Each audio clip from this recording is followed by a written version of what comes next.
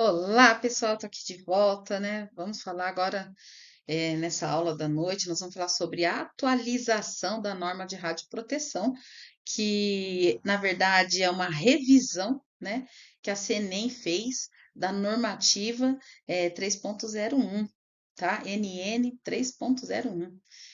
E foi publicada com a resolução 323 de 2024, agora em abril, tá?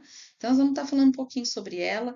Eu vou trazer uma orientativa para vocês, não falando dela como um todo, que é muito amplo, né?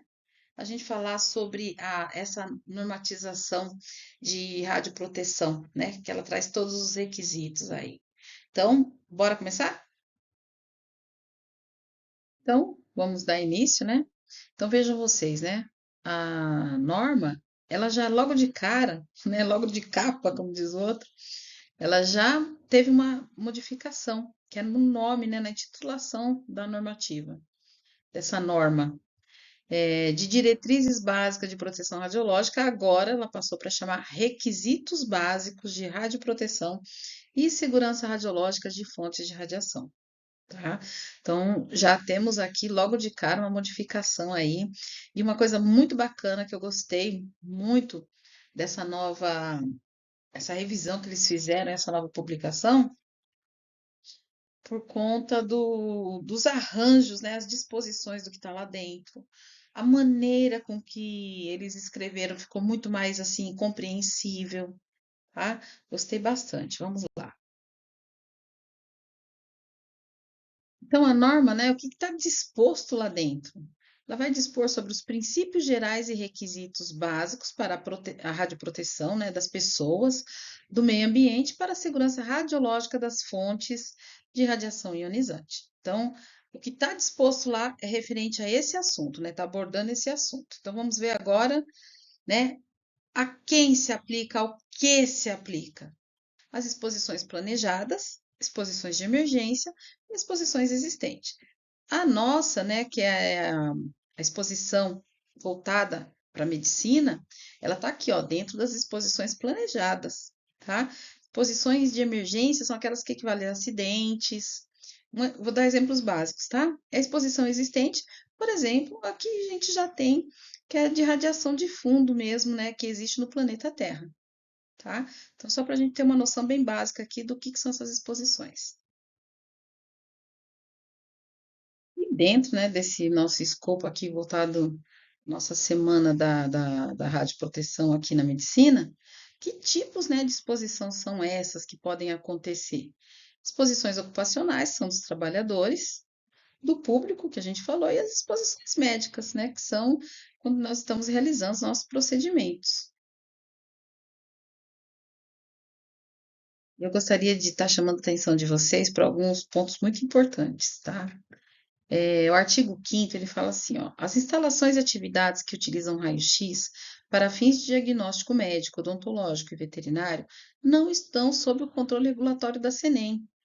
A CNEM, gente, ela vai controlar essa parte de exposição de outras coisas, tá?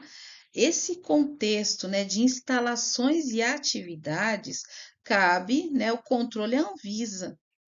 E nós temos, para essas adequações, tudo, nós vamos seguir outra resolução, tá?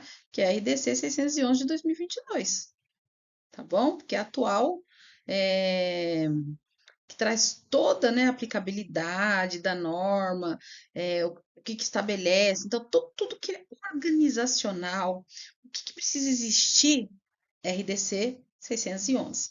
Quero saber de radioproteção, porque aqui, ó, contudo, os requisitos de justificação, limitação de dose, otimização de proteção radiológica e estabelecidos nesta norma se aplica a esses locais que realizam, né, as atividades, ok? Então, né, a César o que é de César.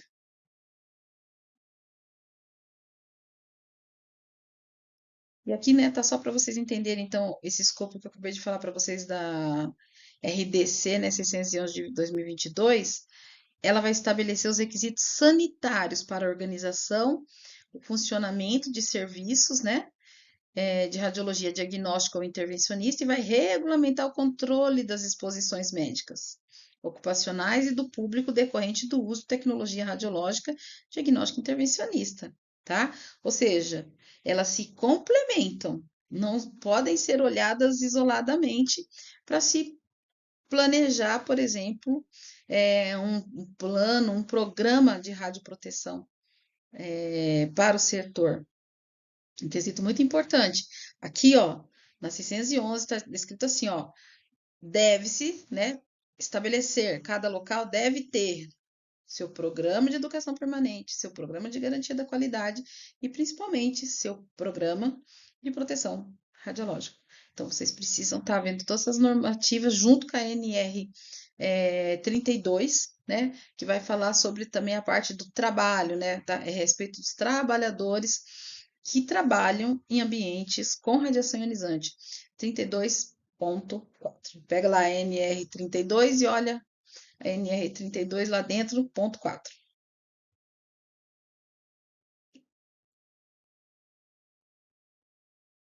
Mania de professor, né? A gente organiza tudo que é ideia, que requer muito retrabalho, então a gente sai organizando para não ter que ficar fazendo várias vezes.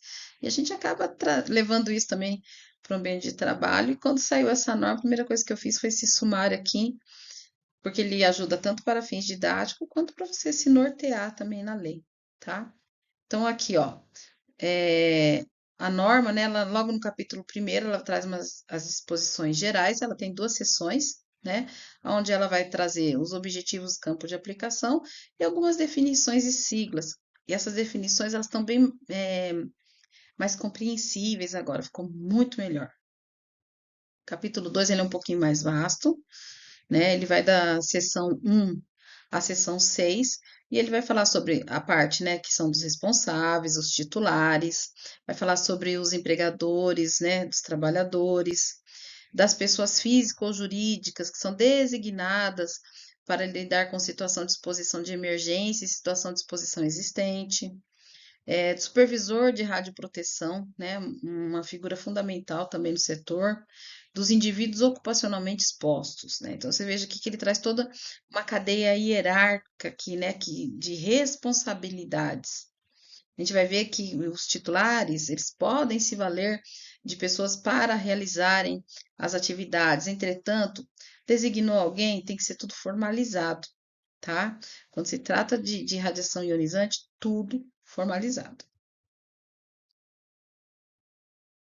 Daí no capítulo 3, né, ele vai falar sobre os requisitos de gestão, daí ele traz os requisitos de radioproteção, né, e segurança radiológica, vem falando da cultura de segurança, né, fatores humanos e gestão de qualidade, trazendo aqui à tona, né, a palavra cultura de segurança, que é a cultura de radioproteção que a gente precisa estar implementando nos serviços. Isso precisa acontecer, gente, mais do que urgente, tá?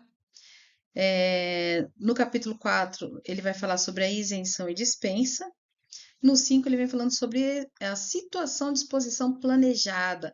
Então, a gente precisa ter isso aqui, ó, muito bem dentro da nossa cabeça, né? Pensar muito sobre isso, refletir sobre isso, porque é a partir daqui que nós vamos tirar os nossos contextos de como vamos realizar exame, por que precisamos olhar para aquilo, por que não, tá? Então, essa parte é muito importante para a gente. Ele fala sobre o campo de aplicação, os requisitos gerais, né? As responsabilidades dos titulares, tá? Olha aí, RL, que é o responsável legal, RT, que é o responsável titular, o supervisor de proteção radiológica, né? O SPR. Então, vamos prestar atenção. Prevenção e mitigação de acidentes. Daí ele vem com os requisitos básicos de radioproteção. Tá?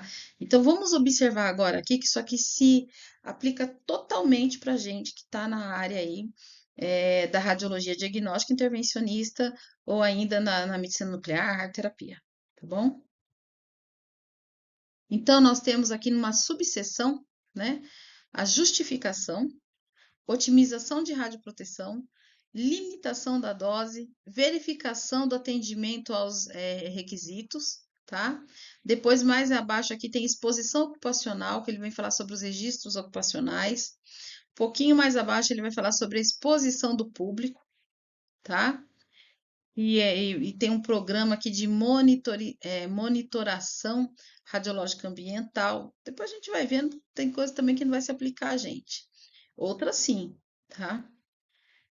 Exposição médica e controle de visitas, tá? Então, os requisitos básicos de radioproteção são esses quatro aqui, ó.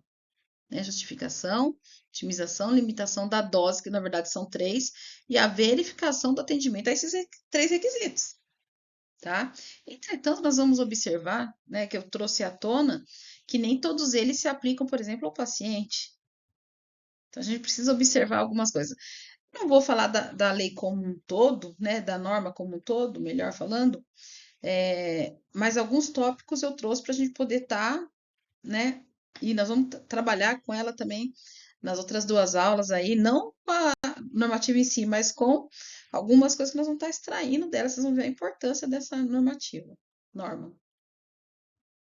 Temos também aqui a parte de situação de exposição existente, né, que ela traz todo um contexto, fala do campo de aplicação, requisitos gerais, exposição do público, algumas ações, né, e assim se segue aqui, fala da exposição de trabalhadores, mas daí já voltada à exposição dos trabalhadores envolvidos na remediação de áreas com material radioativo residual. Isso aqui já é quando tem contaminação de solo, outras coisas, tá? Foi um exemplo que eu acabei de dar. E indústrias, né, que processam materiais contendo radionuclídeos também, e a exposição dos aeronautas à radiação cósmica. Olha como que é abrangente. Ou seja, nós temos um bracinho aqui dentro, mas olha como se aplica a muitas coisas, tá? Daí ela fala sobre algumas disposições gerais e transitórias. Outra coisa que é muito importante. Agora as posições regulatórias, elas se tornaram anexos dessa norma, tá? Então ela está aqui, ó. Então, nós temos aí, ó, vai da letra A à letra M, estão todas aí, né, as posições regulatórias.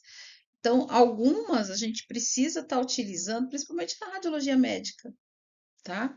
Porque a última página mesmo da norma é número 32. O resto vocês vão observar que são todos os anexos aí que a gente utiliza para poder determinar algumas coisas dentro do contexto de radioproteção, tá? Então, eu trouxe alguns tópicos aqui para a gente falar sobre a norma que está lá dentro. Eu acho que vale a pena a gente estar ressaltando, tá? Então, nas siglas, nas terminologias, lá logo no comecinho da norma, ela traz algumas que eu achei pertinente a gente estar reforçando aqui. Cultura de segurança, o que que é isso? Né? É o conjunto de características, atitudes e valores das organizações e pessoas que estabelece como prioridade absoluta que as questões relativas à radioproteção e segurança radiológica em geral, recebam a atenção que merecem por sua importância. Vejam vocês, desenvolver uma cultura de segurança, então desenvolver a cultura de radioproteção é desenvolver uma parte da cultura de segurança, sim, tá? Outra parte, né? Radioproteção ou proteção radiológica, né?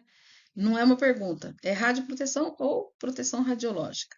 É um conjunto de princípios e medidas que visam evitar exposições desnecessárias à radiação, com o objetivo de proteger o ser humano e seus descendentes, assim como o meio ambiente dos possíveis efeitos indesejados causados pela radiação ionizante. Risco radiológico. A probabilidade de um determinado efeito à saúde ocorrer em uma pessoa ou grupo como resultado da exposição à radiação. O efeito, né, a saúde em questão deve ser declarado, por exemplo, risco de câncer fatal, risco de efeitos hereditários, risco de um determinado detrimento para a saúde, tá? Então, veja, ao expormos os pacientes à radiação ionizante, né, eles correm risco radiológico, tá? A radioproteção vem para minimizar o risco radiológico. Para que tudo isso aconteça, precisamos estabelecer cultura de radioproteção, tá bom?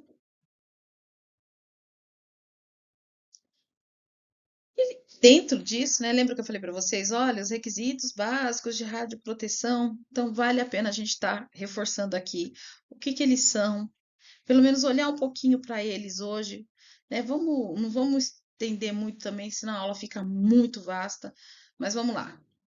Parte de requisitos básicos de radioproteção, quando nós falamos de justificação, limitação de dose e otimização, tá? Justificação, ela se refere ao momento que o médico vai solicitar este exame. Por quê?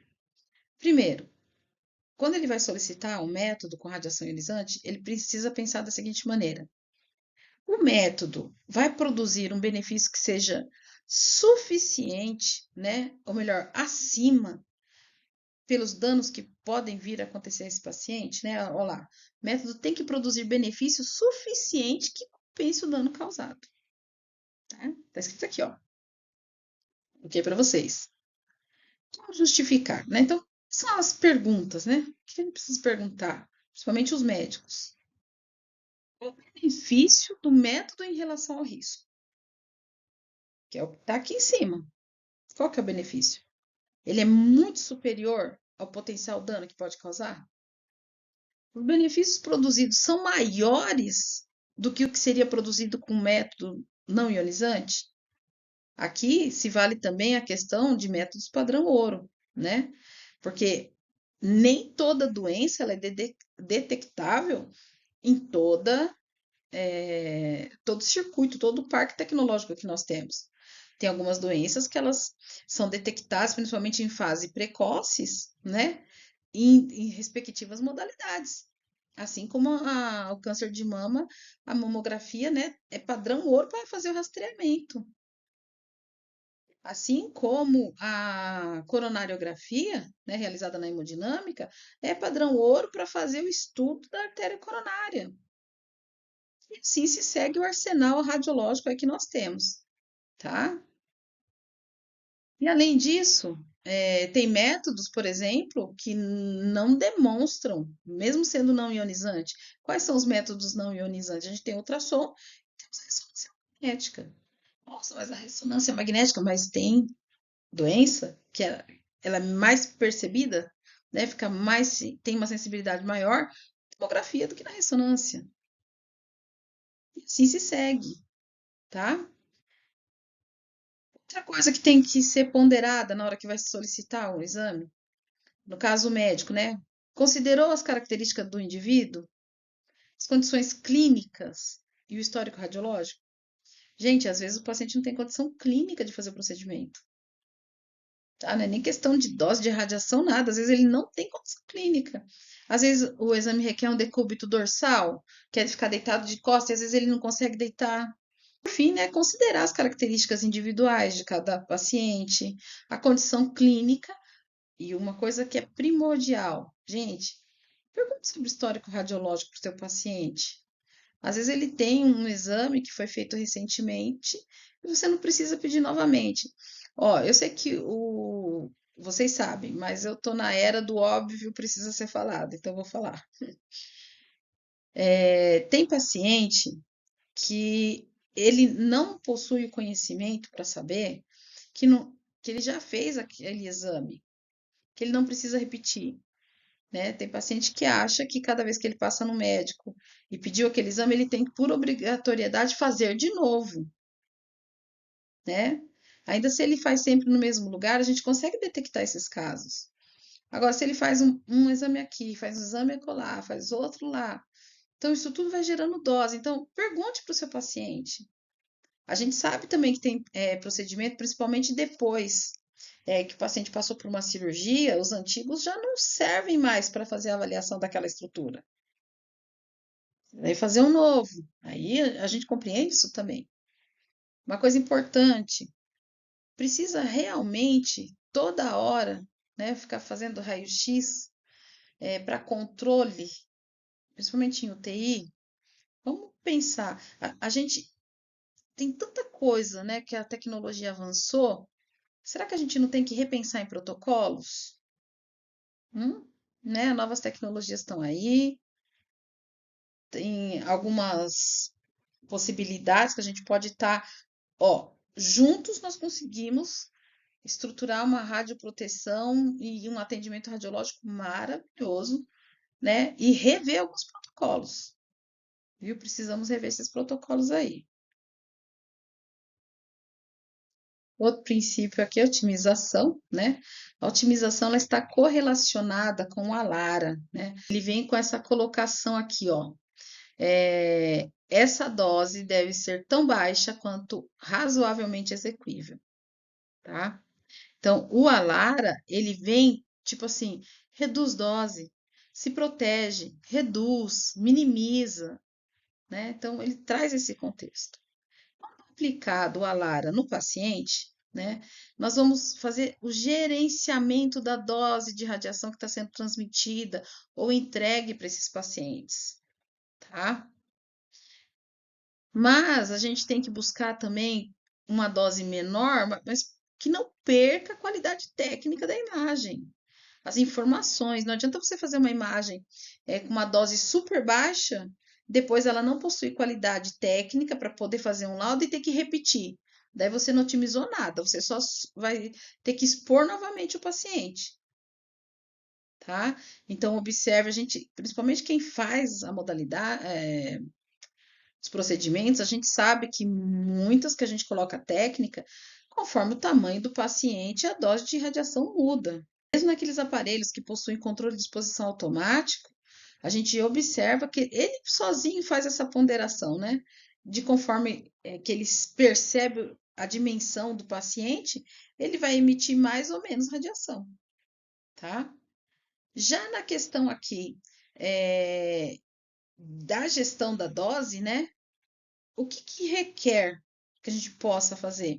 Utilizar também os níveis de referência de dose, ou seja, existem alguns indicadores que falam assim: olha, que tal exame não ultrapasse tal limite de dose. Se for ultrapassar, estadia, né? Dá um tempo para essas células se recuperarem, tá bom? Então, precisamos pensar assim. Já no caso dos IOS, né? Utilizem as barreiras, né? Que são as blindagens. Os fatores de exposição.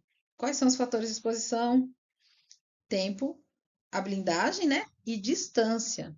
Quanto menor for o tempo que eu tiver numa sala com exposição à radiação, melhor para mim, como profissional. Quanto maior a distância, né, da fonte, melhor para mim, porque vai ser menor a dose de radiação. E se eu estou utilizando as barreiras, a radiação vai ser blindada. Então a minha exposição é baixa. Mas vale ressaltar, avental não barra 100%. Tá? Até mesmo as empresas de dosimetria, elas fazem uma divisão, né, da dose que recebeu. Vamos supor, se fosse um nível de 100, não vou nem colocar unidade porque não é a questão. Se fosse um nível de 100, dividiria por 10, daí a dose que provavelmente o IOE teria recebido seria de 10 e não de 100. Entende? Por quê? Porque está usando a barreira, está usando a blindagem. Aquelas blindagens umbríferas, né, de saiote, protetor superior de teto, lá da radiologia intervencionista, aquilo lá blinda a radiação muitas e muitas vezes, tá? Podendo chegar até 100 vezes a dose ser mais baixa do que sem ela. Então, senhores médicos, vamos utilizar as proteções. Coloquem o dosímetro para a gente ver a quantidade de radiação que está chegando em vocês, para que a gente possa desenvolver aí dispositivos, maneiras de cada vez proteger vocês mais das radiações, tá? Então, o dosímetro ele não é utilizado em vocês simplesmente para a gente poder ter uma monitorização da dose. É porque monitorando essas doses, a gente tem informação do quais são, né, os processos que a gente precisa estabelecer para proteger vocês mais, tá? Ou então se a gente não está pecando por excesso. Tudo isso a gente precisa estar observando. E precisamos das métricas, tá bom? Então, no caso, né, aqui para reduzir as doses que são geradas durante a exposição médica. Então, disponibilizar EPIs e mantê-los em boas condições. Gente, eu fico desesperada quando alguém vira e fala assim, lá onde eu trabalho, os EPIs estão horríveis. Ou então, ih, tem tão pouco, tem hora que nem tem para a gente entrar. Olha isso. Então, se o seu arsenal de EPIs, né, de equipamento de proteção individual, ele está deixando a desejar. Eu gostaria de lembrá-los que se a Anvisa passar, vocês receberão multas, tá? Se vocês não tiverem o número suficiente também de equipamento de proteção individual para a tua equipe, multa, tá? Depois aí mais para frente, a hora que a gente estiver falando de ferramentas, eu vou trazer algumas coisas para vocês aí que vocês vão ter que observar aí no decorrer dos próximos anos. A gente precisa estar adequando todo esse serviço aí. A norma, quando foi publicada a resolução ARDC lá em 2019, eles deram um ano para adequação. A gente já teve mais duas atualizações dessa RDC. E você adequou? Se você não adequou, tá na hora, lembra? Começamos da onde? Começamos do que a gente já tem. Lembra que eu falei para vocês? Então, do que eu já tenho, primeiro eu faço um levantamento, vejo tudo que eu tenho. O que é bom, fica. O que não é bom, sai, né? Descarte é para ser feito de maneira adequada. Não se pega avental de chumbo e joga simplesmente num lixo comum, tá? Isso tudo aí tem que ser pensado. Agora nós vamos falar um pouquinho sobre limitação de dose, mas logo de cara eu gostaria de dizer para vocês, né, que o artigo 54 diz o seguinte: os limites de dose estabelecidos nesta norma não se aplicam às exposições médicas de pacientes, nem de voluntários em pesquisas, né, biomédicas, nem para acompanhantes, tá? A CNEM deve ser consultada para dirimir dúvidas a respeito da situação específicas.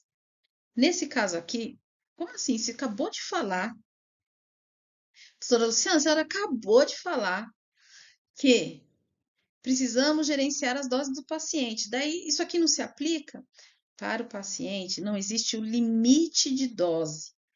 Existe a relação custo-benefício que eu vou mostrar daqui a pouco para vocês, tá? Para o paciente, o que vai se aplicar aqui são níveis de recomendação de dose. Porque nós não conseguimos engessar, ou seja, chegou no limite, às vezes não terminou o procedimento, para tudo, às vezes está ali já para terminar, acaba. Não, tá? Então, por isso que nós precisamos pensar muito bem tudo que nós vamos fazer. Limitação de dose não se aplica para paciente, nem para voluntários em pesquisa, nem voluntários como acompanhantes, tá? Mas existem outros critérios que a gente coloca no lugar disso, tá? Então vamos observar isso agora. Primeiro, antes de falar do paciente, nós vamos falar do IOE, porque a limitação de dose se aplica. Oh, presta muita atenção. Lembra que eu falei para vocês que a gente tinha 3 indivíduos que são expostos à radiação, que podem ser expostos à radiação: o trabalhador, o paciente e aquele indivíduo que não precisa ser exposto. Lembra? Nós temos 3. A limitação de dose se aplica a 2 deles. Olha aqui. O indivíduo que é ocupacionalmente exposto, né? E o indivíduo do público, porque ele não precisa ser exposto, então ele tem limite de dose. Olha isso. Bacana, super bacana, tá? Existem as grandezas, né, com as quais nós trabalhamos. Para vocês terem uma ideia, quando nós falamos em limitação de dose, ou então foi exposto à radiação, qual foi a dose? Né? Então, a gente tem a dose efetiva e temos a dose equivalente, tá? A dose efetiva, ela está levando em conta o tipo de fonte, a dose que foi absorvida e o efeito dessa dose em determinadas estruturas. Aqui, ó, a dose equivalente já não, ela está levando em consideração a fonte e a dose que chegou até o indivíduo, tá? Ela não está correlacionada com órgãos, tá? Por isso que aqui, ó, tá bem especificado o que que é. Porque essa dose aqui não. Agora, essa aqui, que a gente fala que é a dose efetiva, que é aquele dosímetro que a gente coloca aqui na lapela do bolso, né? Ou do paletó, que seja, coloca bem aqui no bolso o dosímetro, a gente está medindo a radiação de corpo inteiro. Lembrando, o paciente é exposto à radiação primária. O indivíduo ocupacionalmente exposto, ele é exposto à radiação secundária espalhada e retroespalhada, tá? A gente só não é exposto à radiação primária. Então, no caso aqui, o indivíduo que é o IOE, né, que é ocupacionalmente exposto, ele pode receber, em média, por ano, 20 milisievert, tá? O valor médio isso aqui. O indivíduo do público que não precisa ser irradiado, o valor dele é de 1 milisievert ano. Ano, tá? Falamos em equivalente de dose, cristalino, né? Lá dentro do olho. 20 milisievert ano. Indivíduo do público, 15 milisievert. Pele, 500 milisievert, né? Indivíduo do público, 50. Mãos e pés, 500 milisievert. A gente tem a B, tá vendo? Ó, vamos ver aqui, ó. Nesse primeiro, nesse segundo, né? Tem aqui os dois aqui, ó. B, vamos ver o que que ele fala.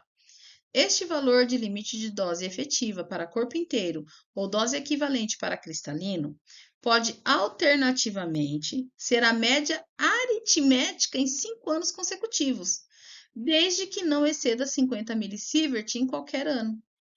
Ou seja, você soma lá durante 5 anos todas as doses e divide por 5, não pode dar acima de 20 milisievert. Agora, se num ano chegar a 50 milisievert, não tem problema, desde que, somando-se os 5 anos e dividindo por 5, não exceda esses 20 milisievert. Se exceder, excedente, dose elevada, precisa gerar relatório, tá? Não preocupa não, porque as próprias empresas de dosimetria, eles cobram esses relatórios, a justificativa por causa da dose que o profissional recebeu, tá? É tudo muito sincronizado, tá tudo muito bem. É que nem as células endoteliais, tá ali um do ladinho do outro, ali trabalhando junto, tá? Vamos lá. E agora aqui, né, chegando ao fim da nossa aula de hoje, já que a limitação de dose ela não se aplica ao paciente, então o que que se aplica? A relação risco-benefício, né? Onde nós vamos estar utilizando a lei da proporcionalidade para podermos gerenciar essa dose que vai ser transmitida para o paciente, utilizar os níveis de recomendação de dose. Algumas modalidades elas têm, por exemplo, eu trabalho com radiologia intervencionista. Então, por exemplo, um cateterismo, os níveis de recomendação de dose é que não se ultrapasse os 50, né, grays centímetro quadrado. Que não se ultrapasse 50 grays centímetro quadrado. É uma dose internacional, todas as referências são internacionais. Então, basta a gente estudar um pouquinho, ler mais um pouquinho, buscar informação que nós vamos achar esses níveis de recomendação de dose, ok? Não sabe? Busquem a informação nos locais certos, com as pessoas certas, que vocês vão chegar a. Mas isso não quer dizer que. Por que chama? Não é limitação e sim recomendação. Porque se precisar passar, você precisa justificar por que passou. Sabe? A complexidade dos casos, às vezes, justifica. Entretanto, só nesses casos são aceitos, tá? Gerenciar a dose do paciente é um ato de amor com o paciente, com a equipe e consigo mesmo. Fica a dica.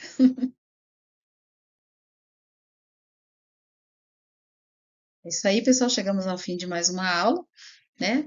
E na próxima aula vamos estar falando aí sobre as ferramentas tangíveis e intangíveis, tá? Espero vocês amanhã, lá por volta do meio-dia novamente, com mais uma aula.